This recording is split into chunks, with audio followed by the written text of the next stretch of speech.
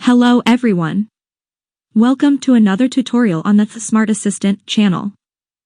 If you're a Twitter user and want to change your password for security reasons or simply want to refresh your security settings, this is the right guide for you. In this tutorial, I'll show you how to change your password on Twitter step by step.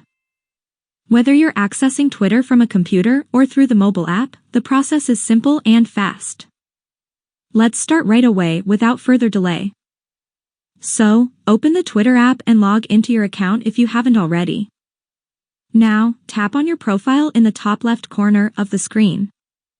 Next, tap on Settings Support, then tap on Settings and Privacy. In the Settings and Privacy menu, select the option Your Account. In this section, tap on Change Your Password. Now, first enter your current password. Then, enter your new password. And finally, enter that new password again to confirm it. After that, tap on Update Password, and that's it. Don't forget to like this video if it was helpful and subscribe to my channel, it would mean a lot to me.